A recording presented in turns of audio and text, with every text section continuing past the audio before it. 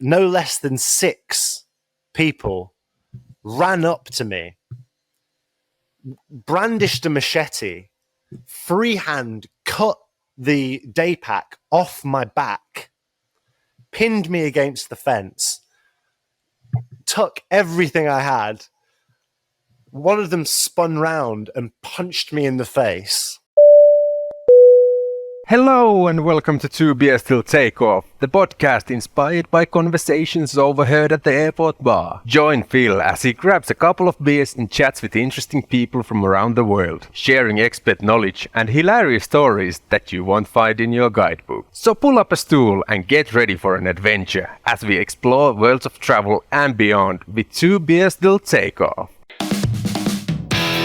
4 hours in a Taliban headquarters. I had dog meat in Laos. Was it golden retriever? Smack a dirty old smooch on our beautiful fish right here. He didn't die, but he fell down the side of the bathtub. Hello and welcome to Two Beers Till Takeoff. My name is Phil and this is the season 3 finale. Your boy's getting married in a few weeks and then we're jetting off to Japan and Thailand for a month, which we hopefully will be discussing in this episode a little bit. My guest today is a writer, musician, podcaster, and explorer of the world. At the age of 21, he realized that the square life was not for him, and he booked a one-way flight to China for a healthy dose of that culture shock. A decade later, he's still on the road and has done 60 countries and 6 continents.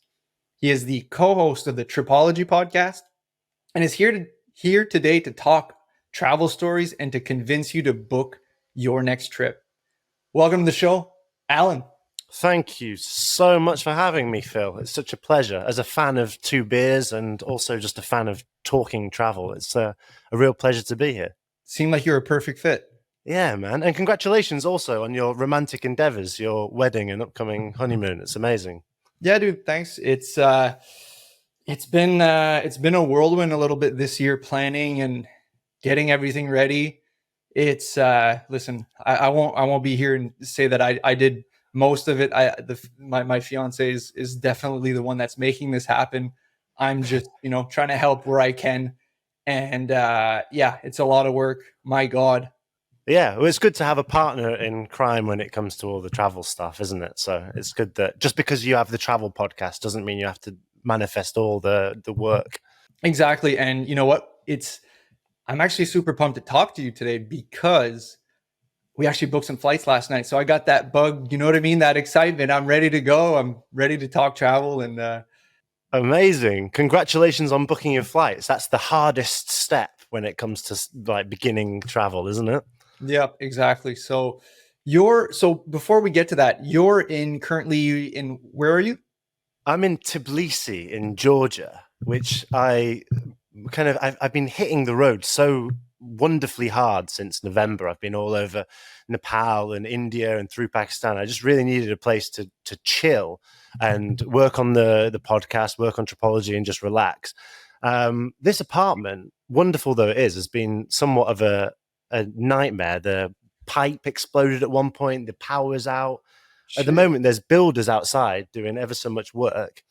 And I went out briefly to ask one of the builders to maybe just hush it up a little bit because I'm about to record a podcast. I don't know any Georgian, so I just sort of pointed at my watch and I either told him, could he finish up, or I sort of asked him what time he clocks off in a rather flirtatious way. And I'm not sure which. Oh, fuck, dude, maybe just invite him in. Yeah, if you want another guest on this show, he's available in the second half. Fucking right, dude. I'm super pumped to learn about pipes and stuff. That's great. Yeah. Exactly. Yeah.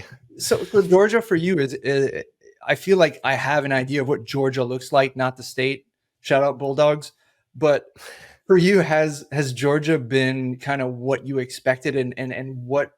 Yeah, can you kind of describe Georgia to people who haven't been?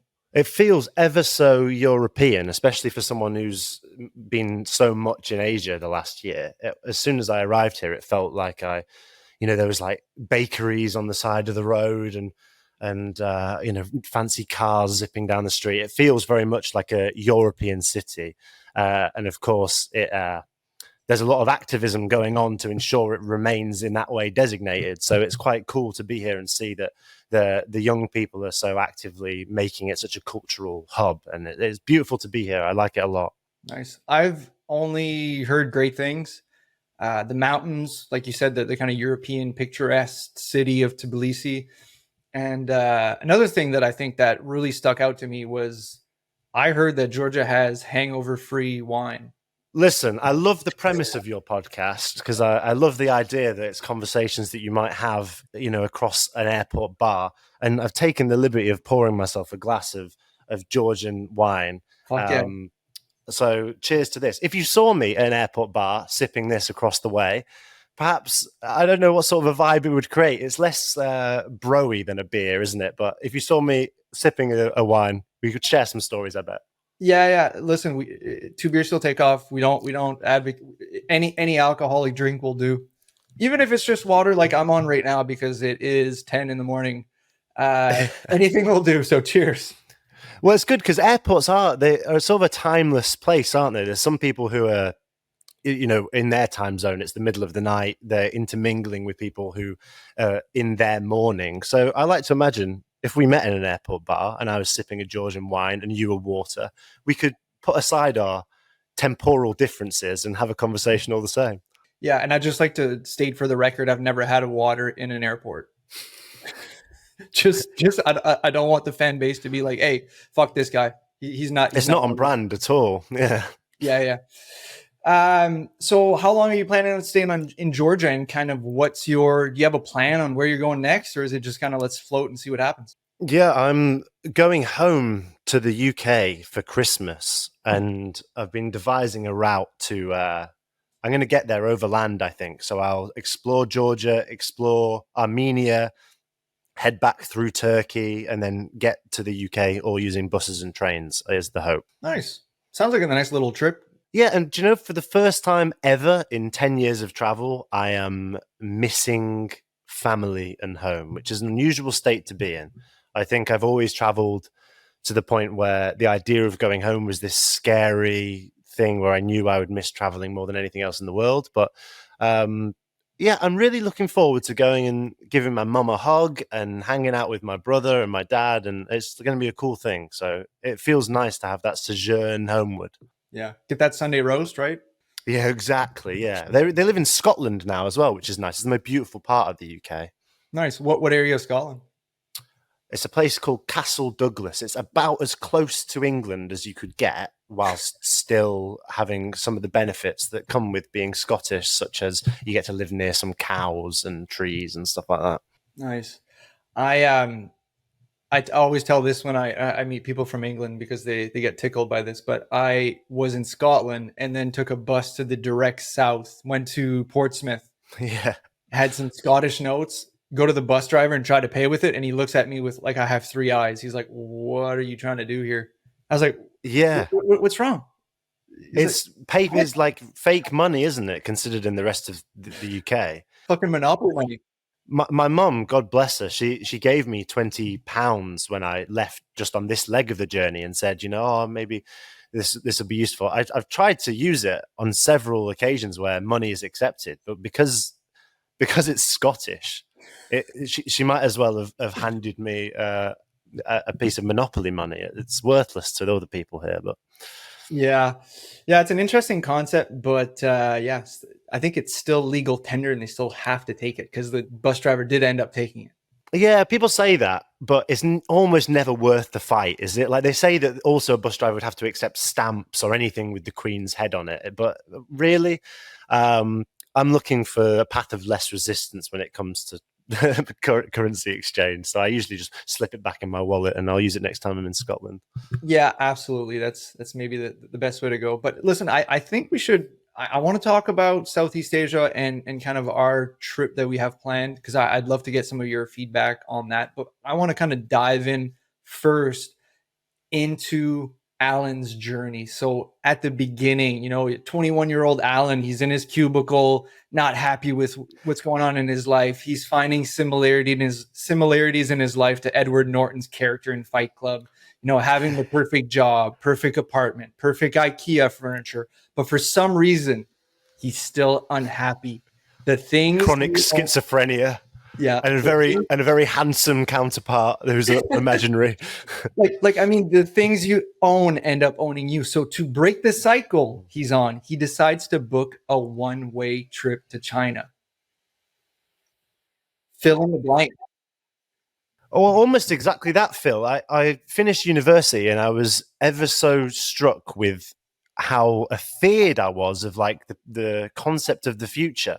I think a lot of people can maybe empathize with that feeling of working towards something for 3 years, like a degree, and then realizing that, okay, now is the beginning of forever. I have to like pick a job. I'll likely be doing that job for God knows how long. And it all just seemed like somehow malevolent, actually. Like there was some sort of insidious aspect of it where I was like, this can't be it. So I hatched a plan to sort of buy more time, really. I thought I'm going to spend a year doing as much wonderful, crazy stuff as I can. So I booked to China because it just seemed like the most unusual culture shock place that I could possibly choose. And then the most extraordinary thing happened. I really feel like I woke up on the plane to China in some sense, you know? The reality of what you were doing set in, and you're like, oh fuck. I like had a moment on the plane where I was like, oh, I'm extraordinarily happy. I feel like whatever multi kind of, you know, people say that there's you can live in multiple different timelines, and there's, you know, one of you does this, one of you does this, like multi like timeline theory. It felt like they all converged at that one point, and I knew I was exactly where I was supposed to be. I had the sense that like all my potential lives converged at this point. I'm definitely supposed to be on this plane to China. Yeah. Yeah, I feel like I've had that feeling before where you know what you're doing is scary. It's intimidating, but that feeling you have of confidence that like, you know what, this just feels right. That's I think why I travel too. Like you just to get that feeling of like, wow, like we're going to explore the world. Like at one point in time, I think traveling the world was the most exciting thing to do. You know what I mean? When folks are jumping on a ship and just sailing into the flat earth, thinking Yeah. that they're going to hit India and just be like, oh shit, this is North America. Like, or just, you know what I mean? Just there's so many examples of journeys that people have taken across the world and taken that leap. Yeah, and I've been pursuing that feeling ever since, really. Like that for me is the feeling of travel, that wonderment. And if you think about it as well, it's one of the only really human evolutionary things that you can still do in today's world. Like society is built around these weird acts which bear no resemblance to what we would have been doing as ancient humans. But travel, this idea of being nomadic, getting on your ship afeared of falling off the flat earth, these are like real deep fundamental psychological human experiences. So maybe that's what the feeling of waking up was. It's like, okay, now I'm living some approximation of what I'm supposed to be doing on a deep human level. I think the only other time I've felt the like this feels right feeling of like evolutionary, this is what humans are supposed to do is hunting. Yeah, so I was about to say, it's funny you should say that because that is maybe the only other example I can think of as well, is actually going out and like finding your own food. Yeah. But it just completely makes sense from who we were to who we are now. And like you said, there's so many things that we do. Like an email is not something that gets to my core of a human being. You know what I mean? Like, Do you get to do that a lot, hunting where you are, Phil? I can actually probably hunt as much as I want during the seasons.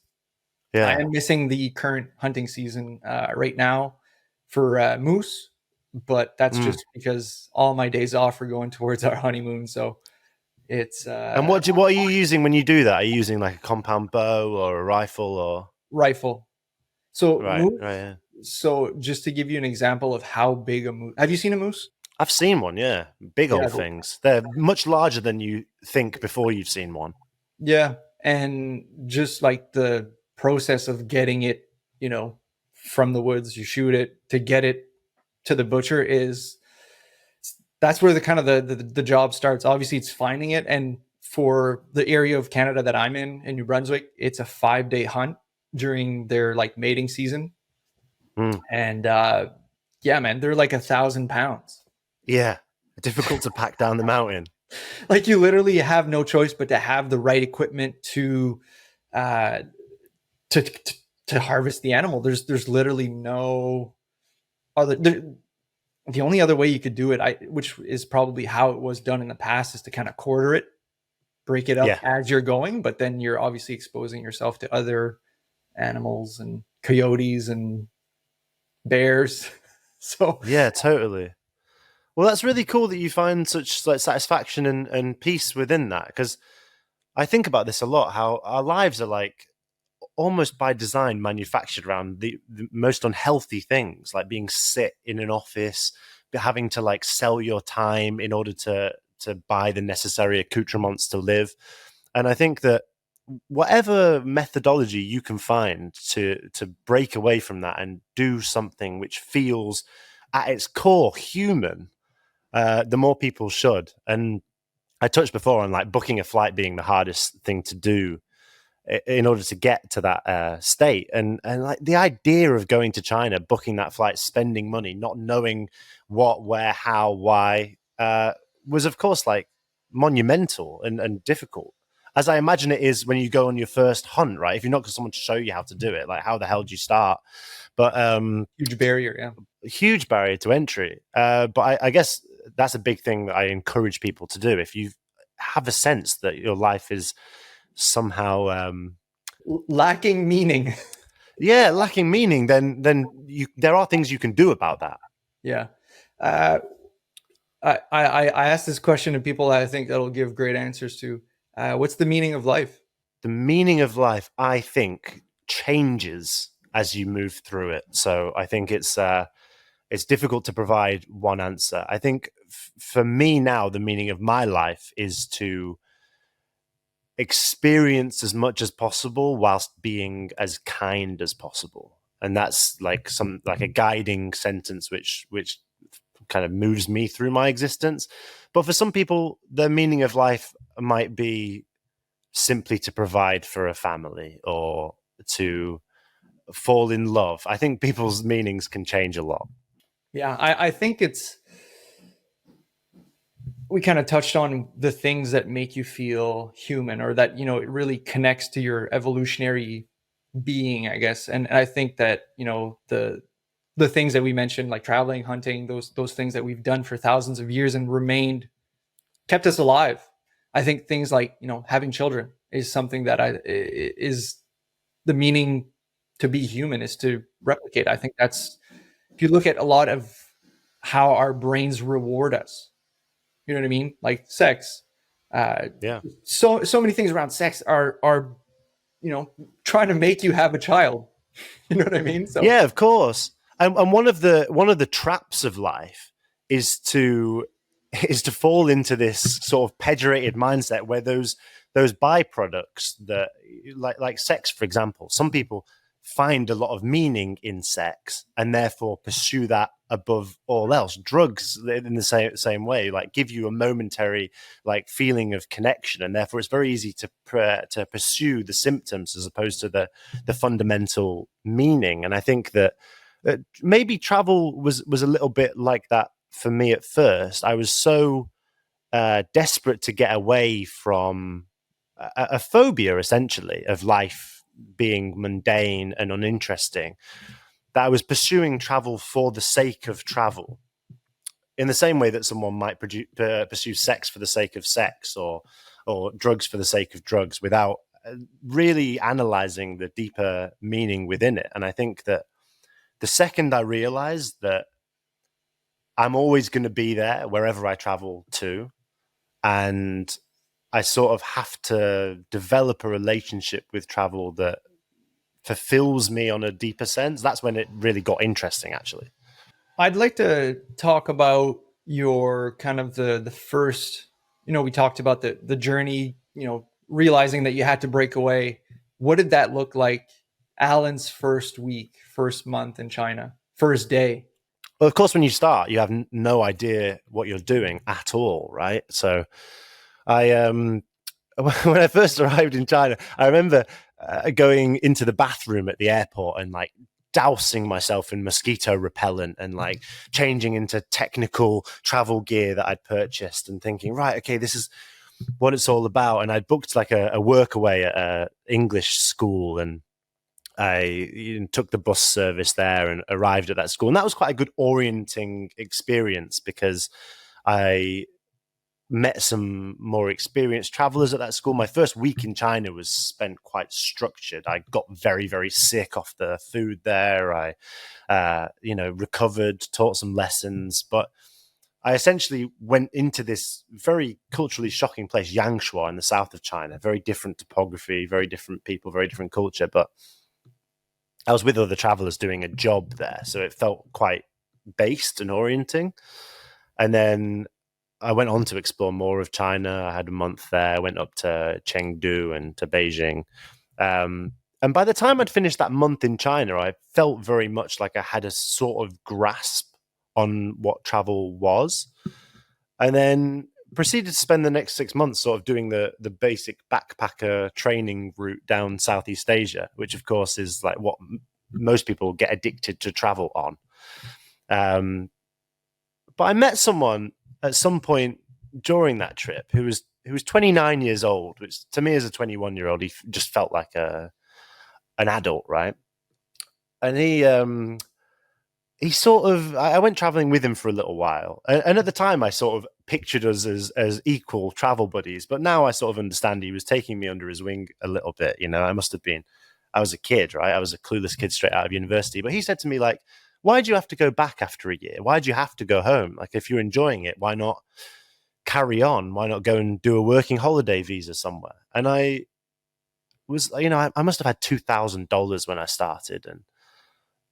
And when it was running out, I just thought, I feel like there's more to learn. There's more to be gained here. And I definitely wasn't ready to go home and start a job. I still felt like, there was more life to live. So I went to Australia and did a working holiday visa there. And I sort of realized this is like quite sustainable if I just keep on working somewhere interesting, working holiday visa, traveling some more. I just kept on doing that, really. And it kept on working. Was that difficult?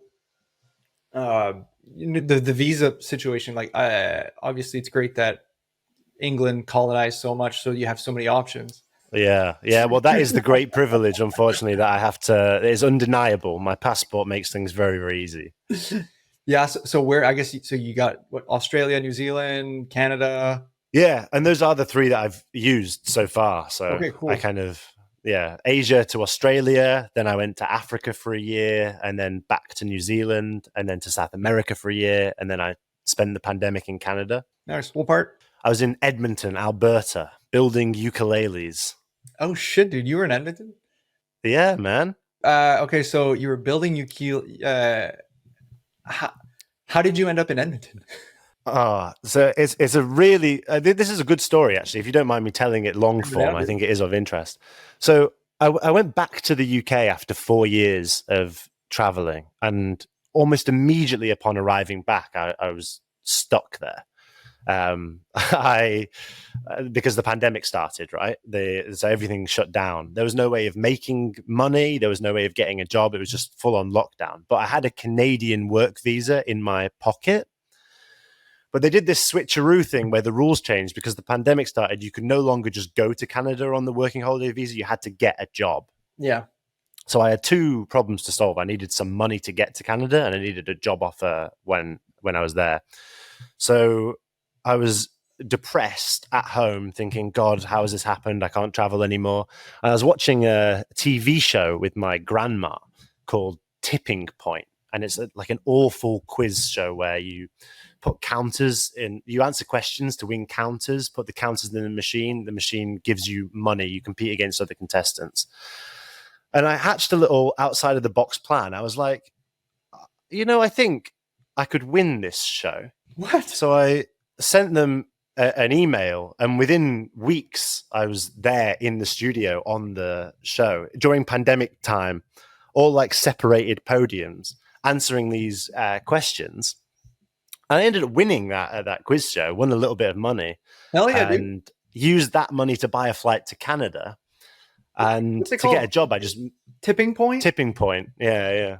Yeah, sorry. Yeah, the show's- I think I know what the show is. Yeah, I think there's versions in the US and in Canada and all sorts. But so I emailed the farm in Canada and just asked, could you send me a job offer? I'll work on the farm for a few weeks. And Adam, who is the co-host of Tripology, replied to that email and gave me the job on the farm. And that's how the podcast started. That's how Canada started. Oh shit! So he's Canadian.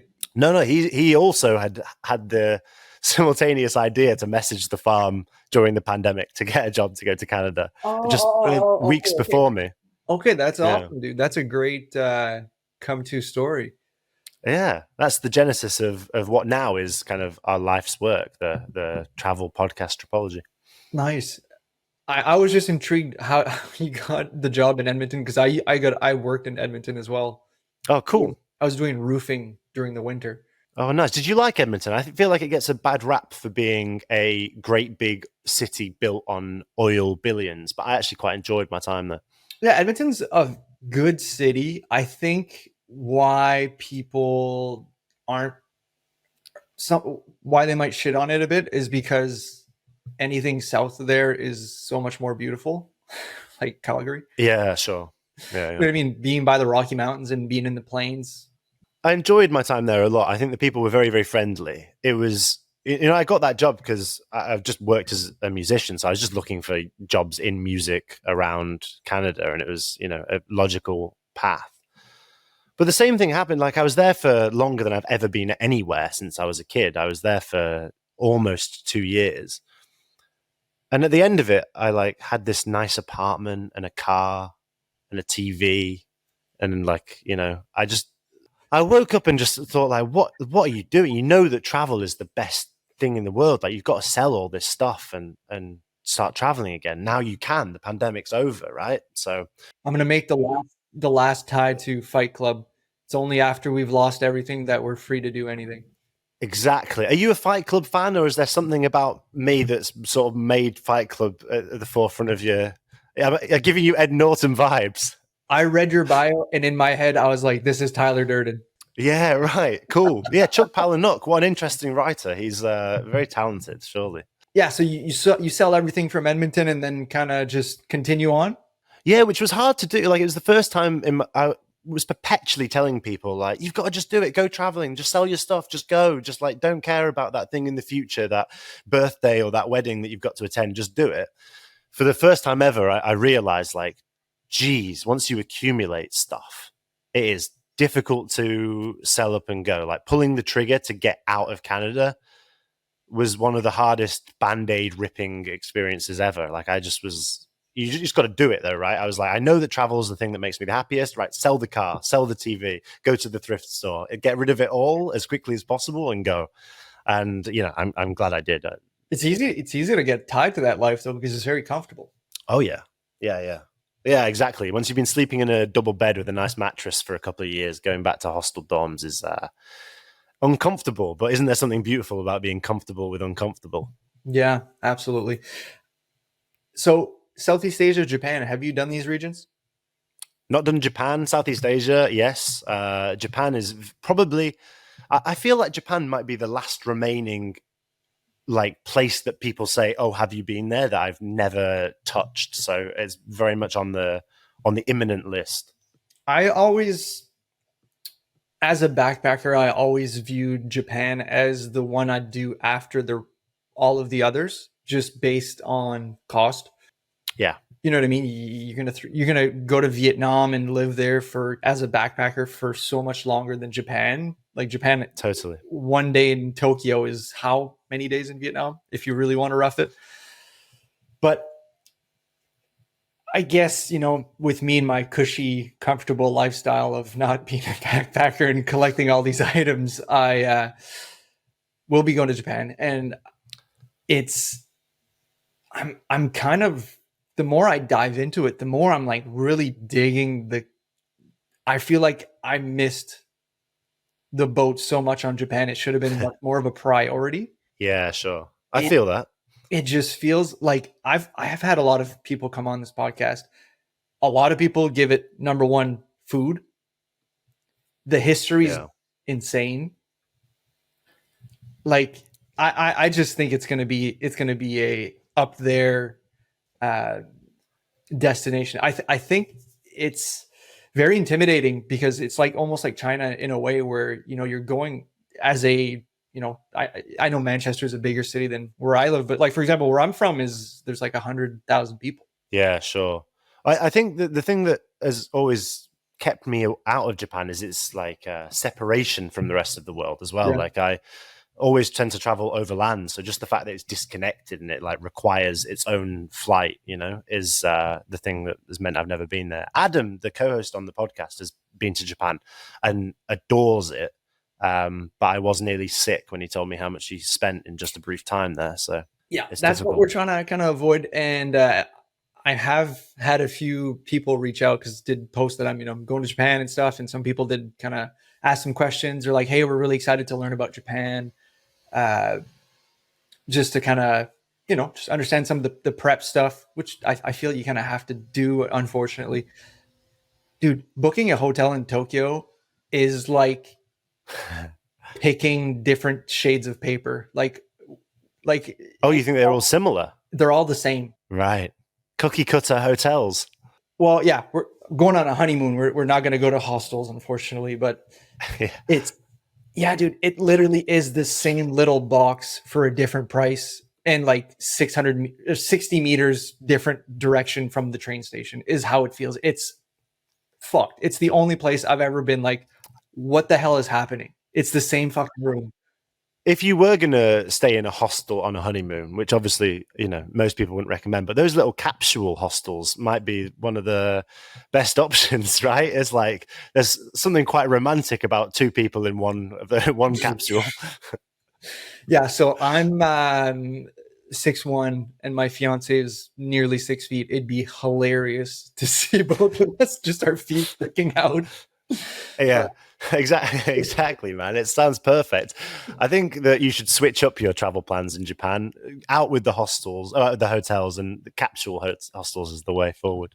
Yeah. Anyways, it's been a challenge up to date. That's the only part of Japan that I've been like, what the hell? The rest looks sweet. Like Kyoto looks amazing.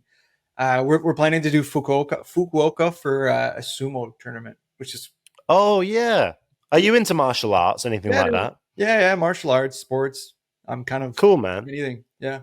In Edmonton, I used to sit cage side at the UFC Fight Pass events. It was called Unified MMA. I used to like do some writing for them, and it was really a trip.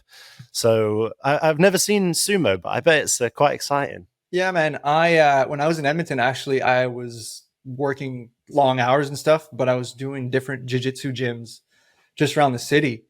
And Cool. it turned Did out you go to Complete MMA? no. I had the only one that I really remember the name is Hayabusa Training Center. Oh yeah, Hayabusa's up that way as well, sort of St. Albert way, right? I got my blue belt in jiu-jitsu from Complete, so Okay, cool. it's a really cool place. Well, Shout out to them. Two of the gyms that I went to, two of the owners ended up being on The Ultimate Fighter, Canada versus Australia. Yeah. Cool. How far did they get? Did they do well? No, I think one guy, no, like both. One guy's like Shane McGilvory or something like that, and the other guy's Luke Harris or something. Okay. I could be. Well, it's a tough sport, man. When you get to that level. Yeah, but it's anyways. It was really cool to kind of roll with guys who've been in that level, and you're just like, whoa, okay, like yeah. That's another thing, man.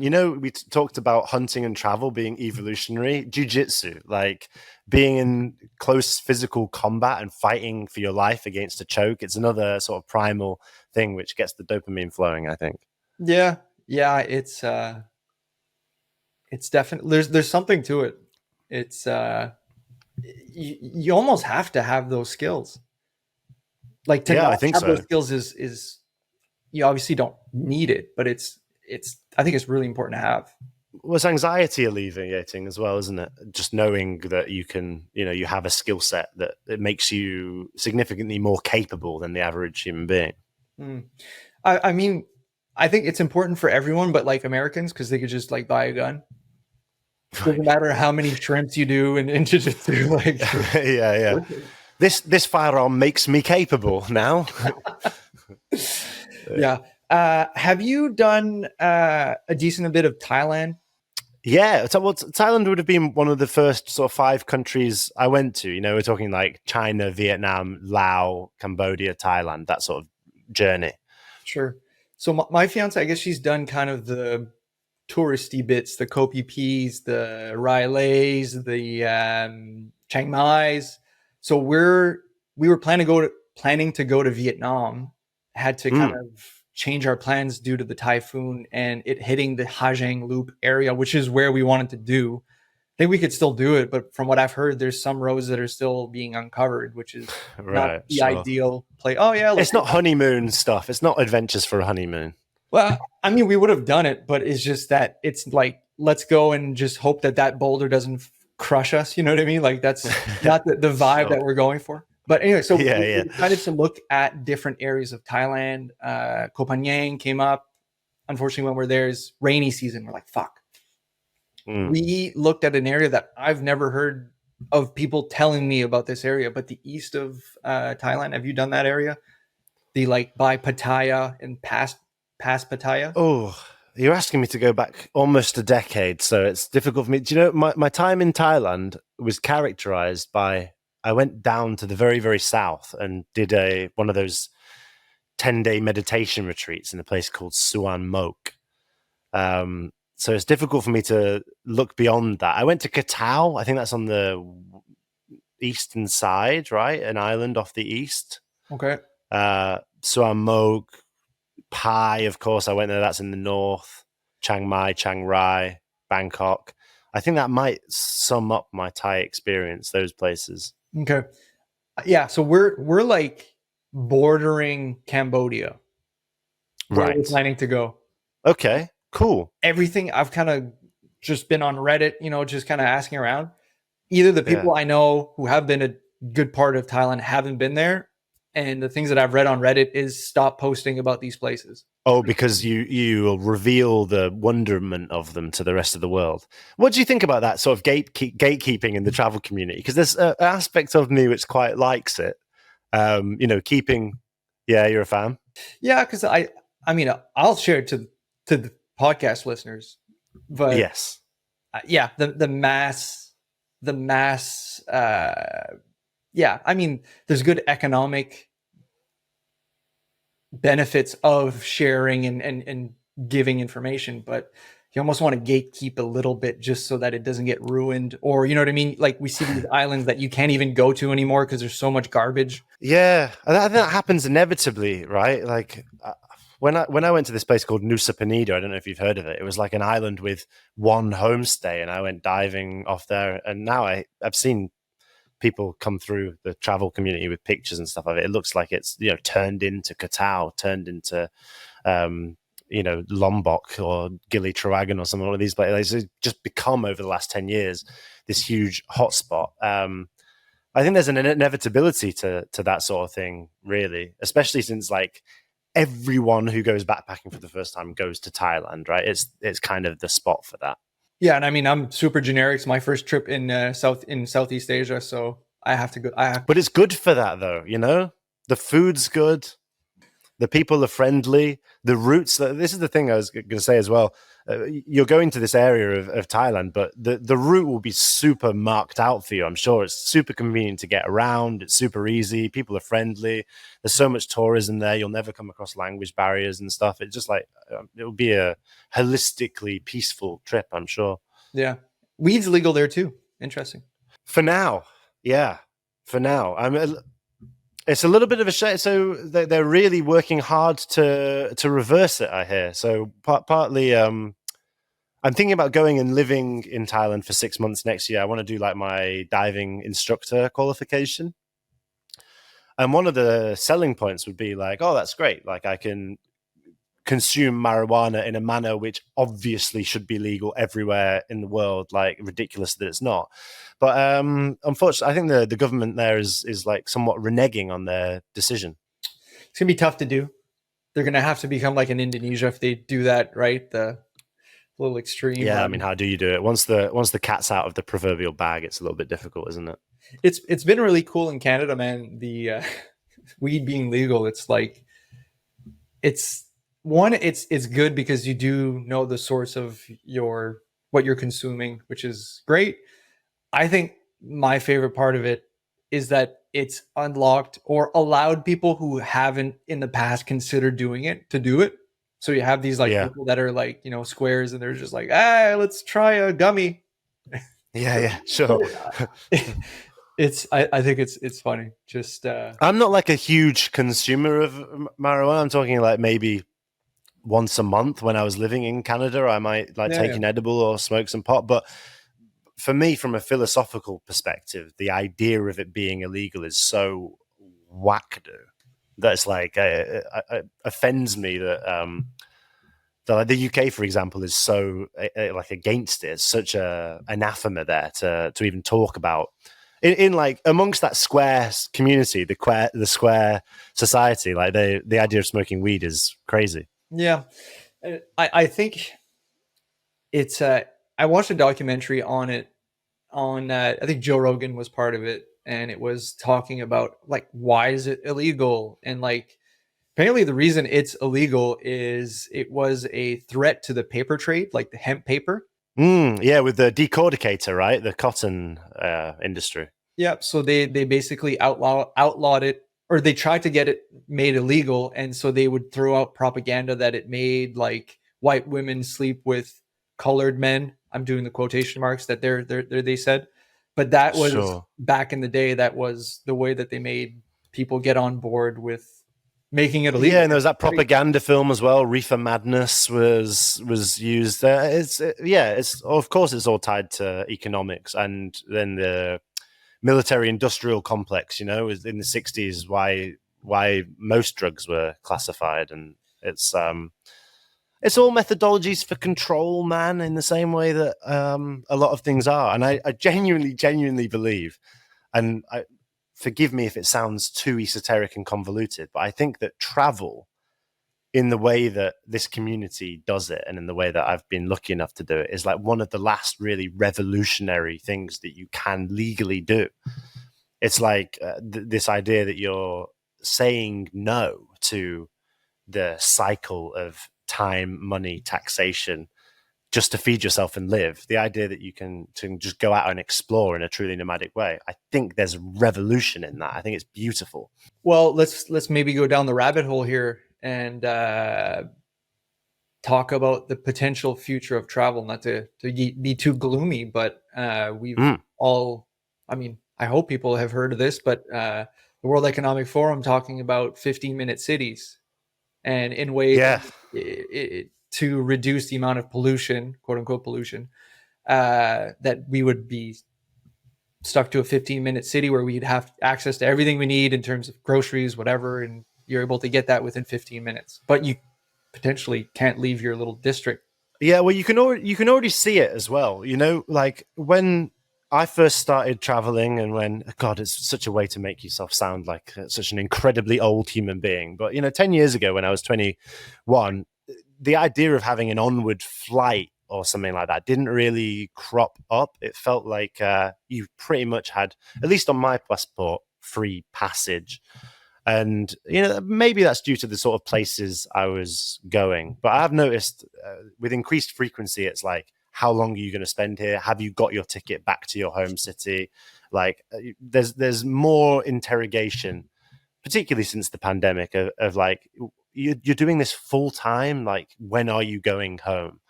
And I do think at a certain point, a citizen, like, you guys should get to know me. I'd be an asset to your country.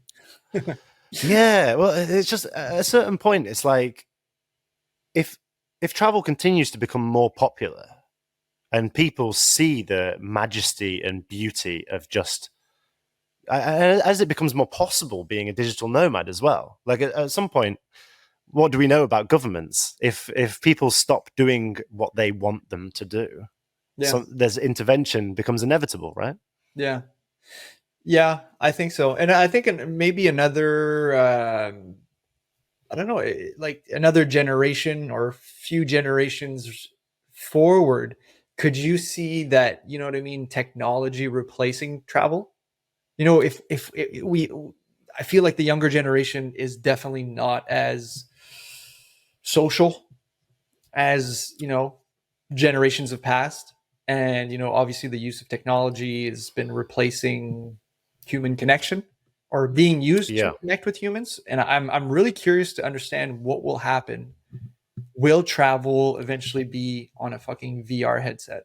Well, I think it already is to an extent. And I also don't know that that's entirely a negative thing, in the sense that people who previously had no access to other cultures or other perspectives other than that which is in their town now can buy an Oculus for $300 and talk to people in something approximating a physical way and like be exposed to their perspective. So that's what I like about that sort of thing.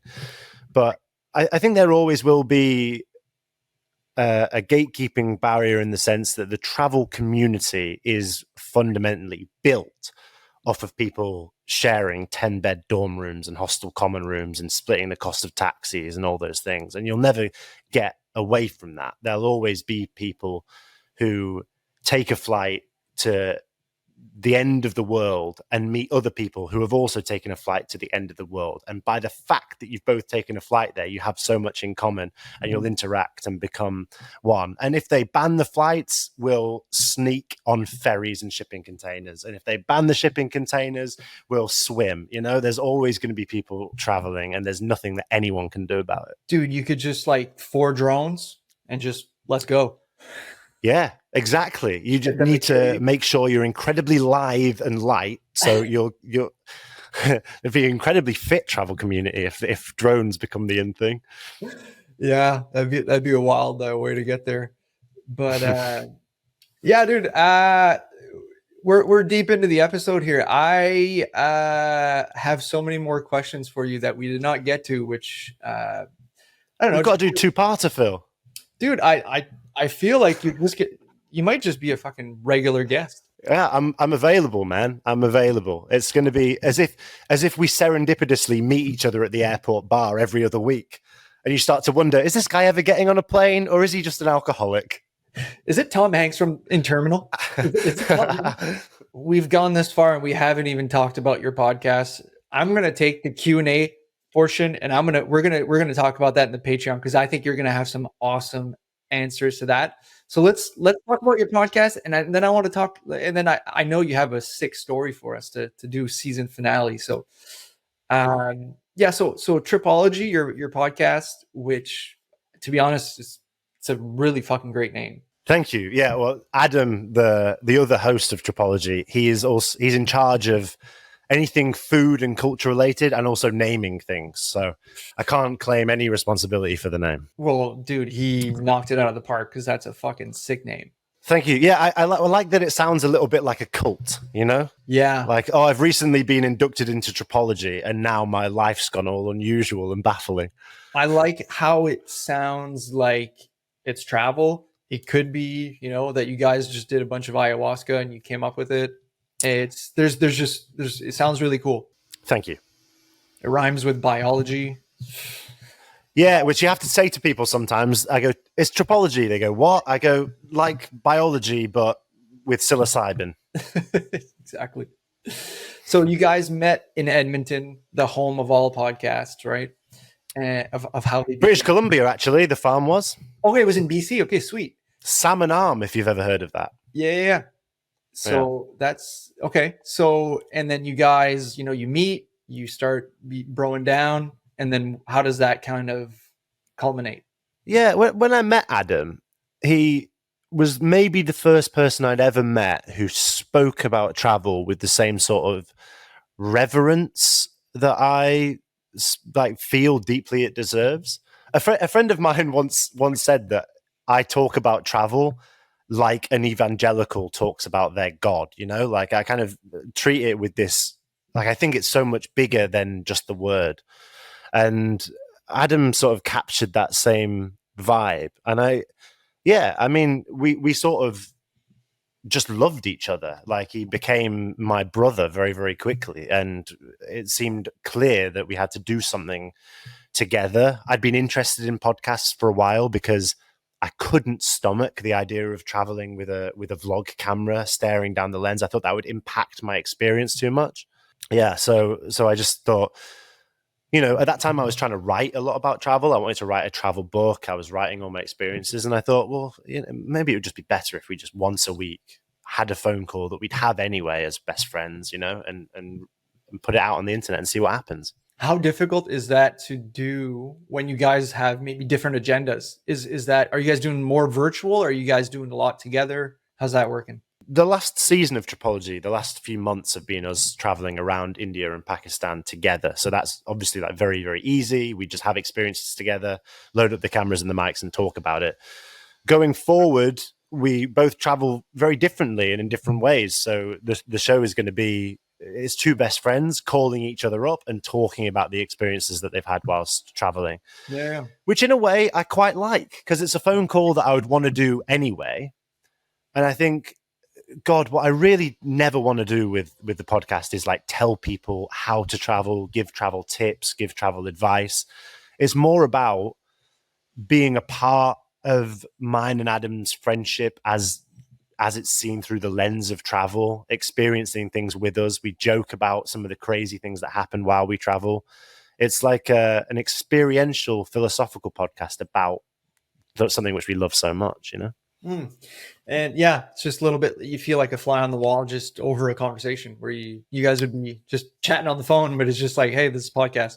Yeah, because we all have those conversations where we ring up our best friend and go, look, the craziest thing just happened to me. I was staying in this apartment and the pipe exploded and the apartment flooded. But, our conversations tend to be interesting because we're both traveling all over the world. So come listen to it, Yeah. And I'm a bit jealous of your lifestyle, because I think so much of what I do on the podcast is reliving some of the travel experiences that I had through the lens or through somebody else, you know what I mean? Through the guest that's coming on, and I get to kind of be like, oh yeah, that's so cool, and relive those like hostile moments like we're having right now, where you just have a chat with someone, you're like, oh man, that's so cool, you should go here, you should go there. Yeah. This is what the meaning of life is, it's just fucking just shooting the shit. And that's, I kind of miss, or I hate that it's so expensive to travel in Canada, and I hate that we're not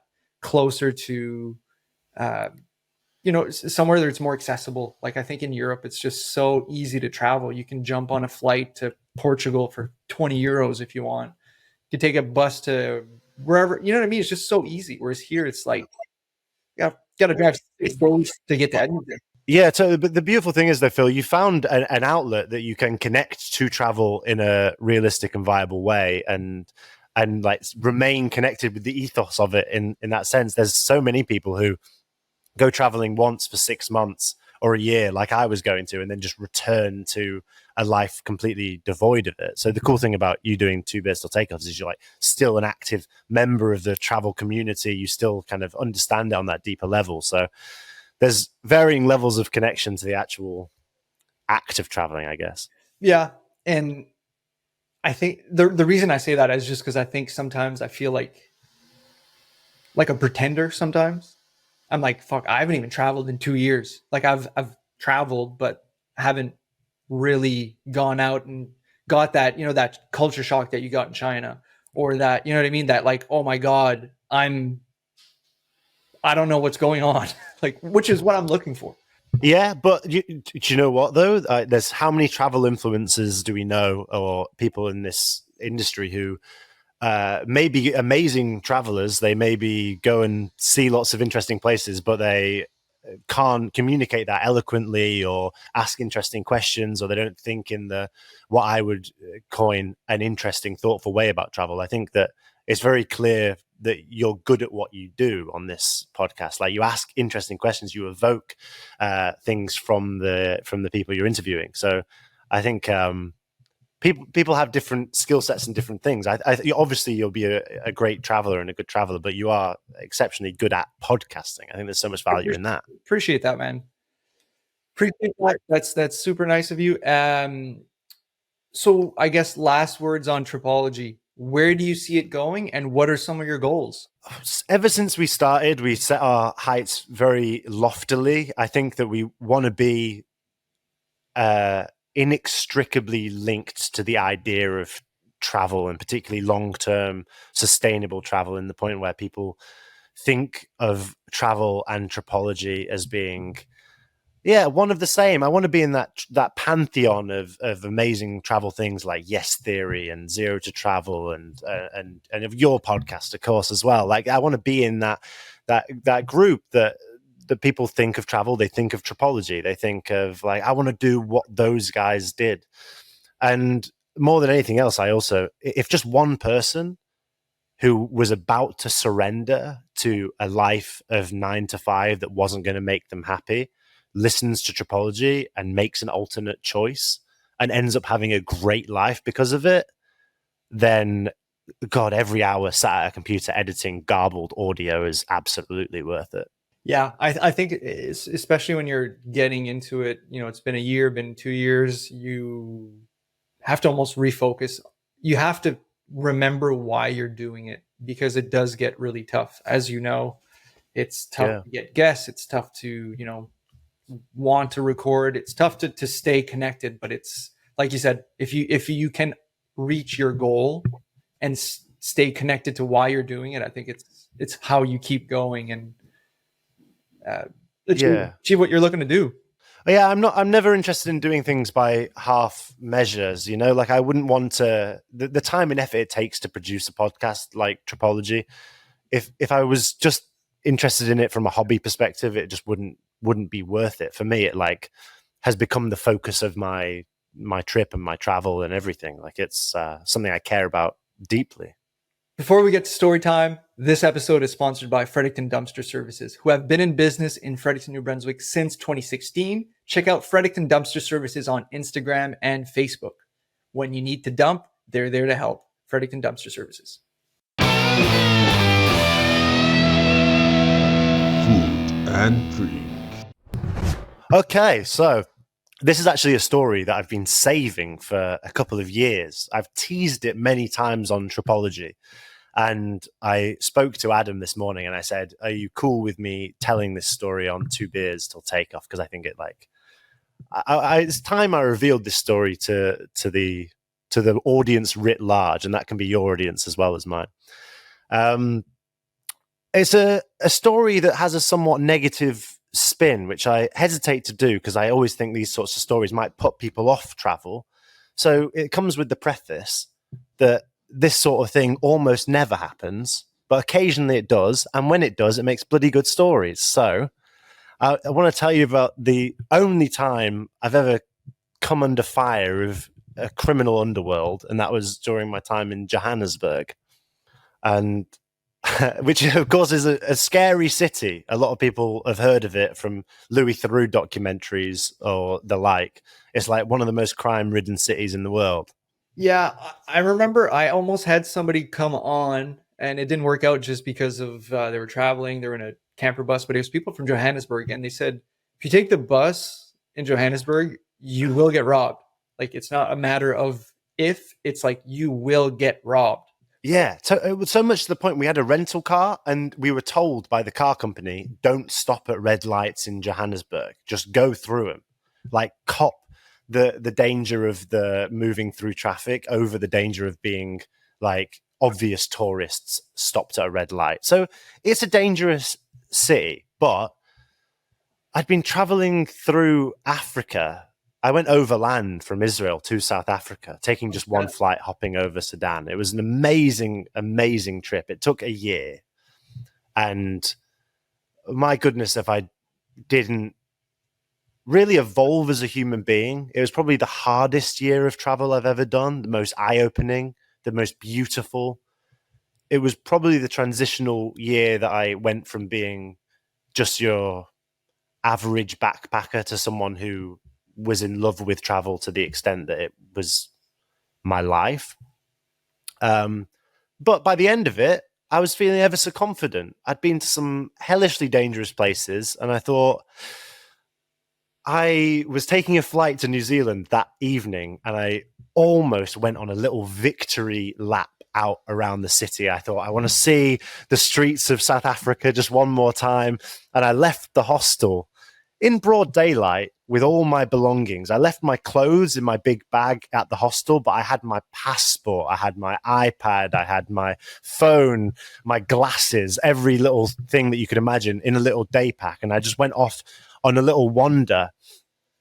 And this is, of course, a mistake, as I came to realize as I was walking down the street, and no less than 6 people ran up to me, brandished a machete, freehand cut the day pack off my back, pinned me against the fence, took everything I had. One of them spun round and punched me in the face and then dashed off into a nearby building. Dude, you didn't like Kimura him or something? Oh man. Yeah, well, this was prior to my jiu-jitsu experience, unfortunately. But you come to realize a few things when you're accosted by 6 people, and one of those things is, you have no angle of an attack or escape. And that realization slowly dawns on you. There's a moment where 6 people come like surround you, where you have like a flight response, and then you quickly realize, oh, there is no place to flight to. And then you sort of, your testosterone goes up a bit, and you sort of ball your fists up, and then you realize, oh, I saw one of them had a rusty screwdriver in his hand, and the chills that I got. I mean, one of them had a machete, but the chills I got from the screwdriver.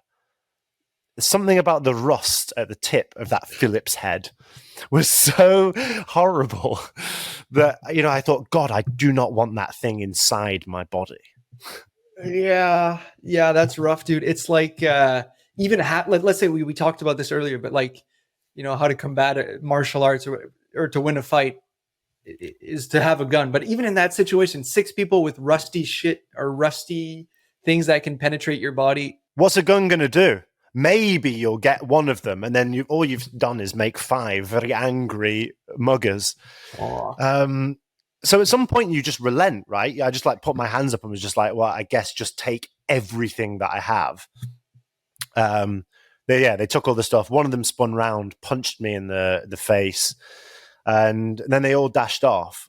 And I was left there on the side of that Johannesburg street. At such a profound crossroads. I was there head in hand, nose bleeding. And you really start to think about your life at a point like that. Because I realized I've been away for 3 years at this point. And all I knew how to do really was travel. I'd not seen my family in 3 years. And the last thing that I ever wanted, I thought about, was like I would have to go to the embassy to get my flight because my passport was gone. I couldn't get on my flight to New Zealand. So I'd have had to have gone home, and there'd have been this weird interaction where the first time seeing my mum again after such a long time was me with a broken nose going, yeah, I've lost everything. I've got nothing. I'm so, thanks for picking me up from the airport. I just couldn't bear it. I just thought this can't be it. This cannot be the end of this travel. So I did something which to this day is maybe the most stupid thing I've ever done. I went and crossed the road and knocked on the door of the building that these guys had ran into. And the guys ran into? Yeah, they after punching me, they ran off into a building with all my stuff and closed the door.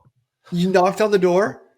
I went and knocked on the door. After having a moment to think about the terrible situation, I went and knocked on the door, which, I mean, to any of your audience listening, obviously, what a crazy thing to have done.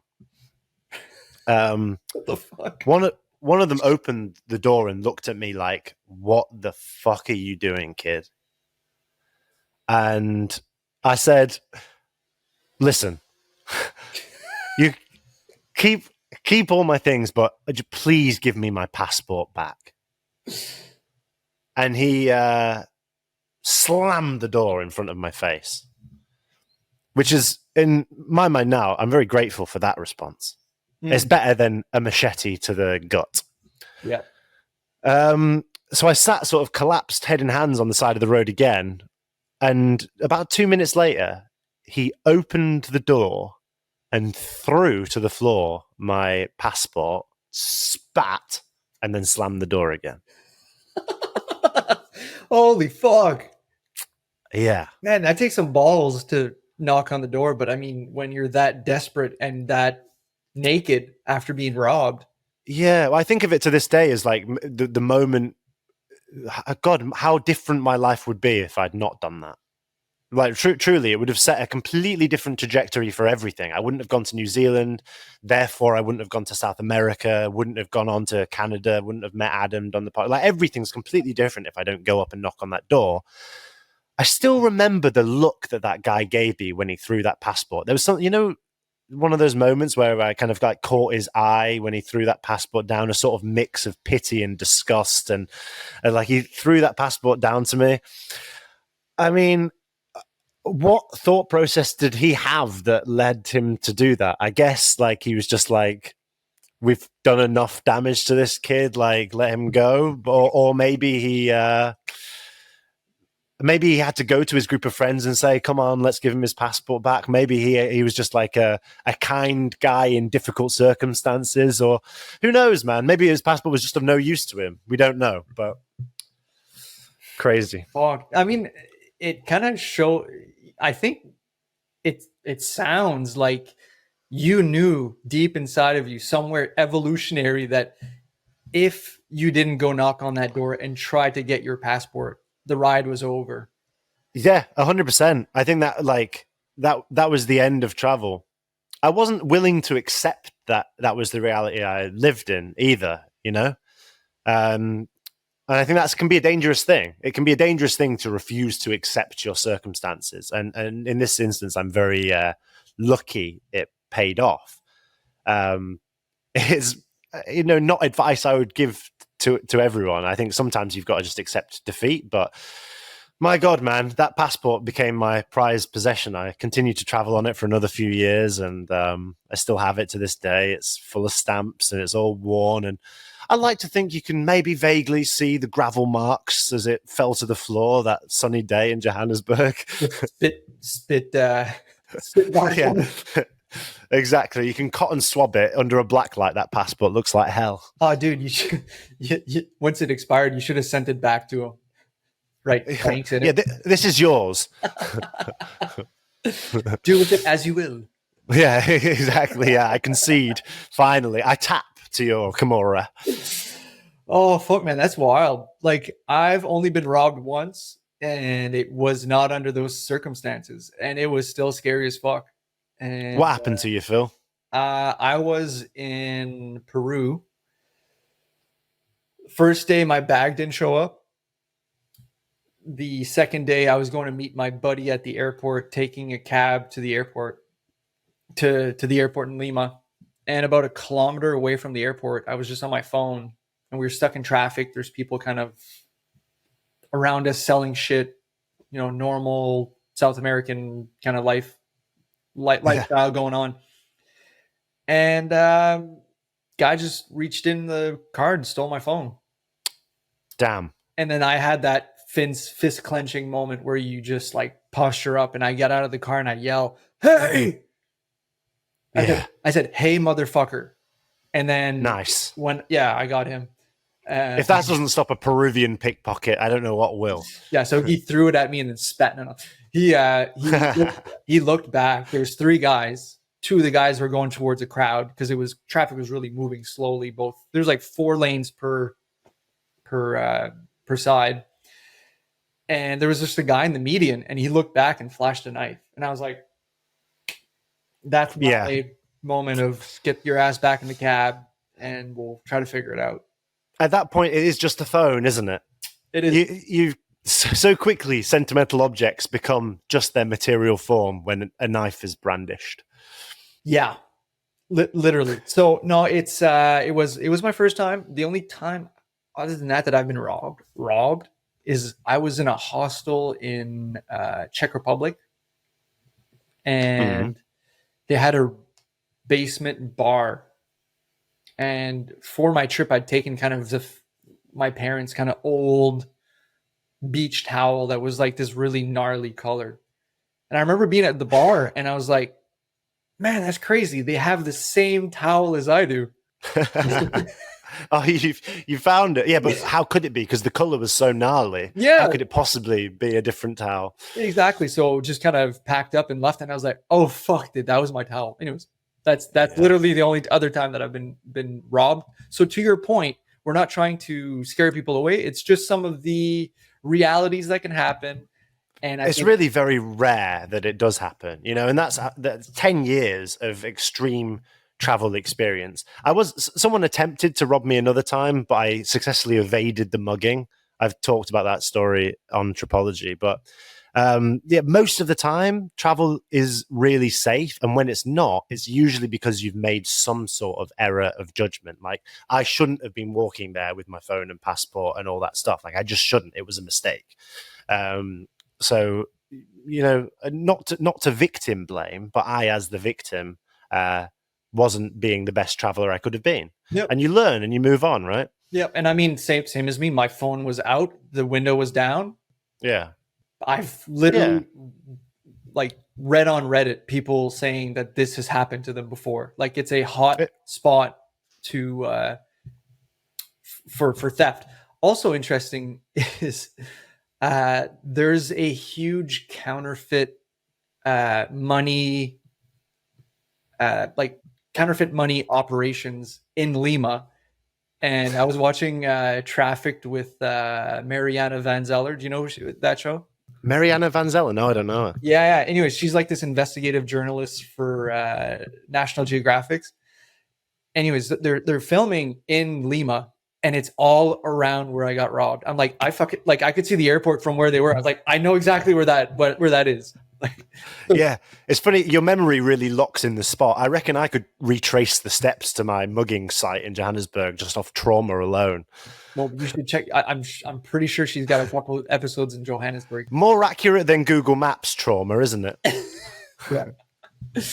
Hey, Alun, let's jump on Patreon because we've got a few more things to talk about. Please let people know where to find you again, just to remind them. Yeah, it's Tripology Podcast on all social media at Tripology Podcast. That's youtube.com/Tripology Podcast. And then the podcast, Tripology Travel Podcast. Hear me talk to Adam all about backpacking and travel. Yeah, go check it out, guys. It's a great podcast. And let's jump on Patreon. Oh, and also, I guess to end, we'll be back next season, early December. I'll be back early or late November. So yeah, expect episodes early to mid-December. Awesome. Thanks for having me, Phil. Hey, this was awesome. Let's do it again. Thank you for listening to Two Beers Till Takeoff. Do you want free additional content or just to stay connected with the show? Then give us a follow on our social media platform. That means TikTok, Instagram, Facebook, all of them. Are you in need of podcast production services, video editing, or anything in between? Then look no further than Strut Sound Productions, the official producer of the Two Beers Till Takeoff podcast. Music produced by Alex Gagne. Check out his work in our show notes. Voiceover done by Viking Leo K. See you next week on Two Beers Till Takeoff.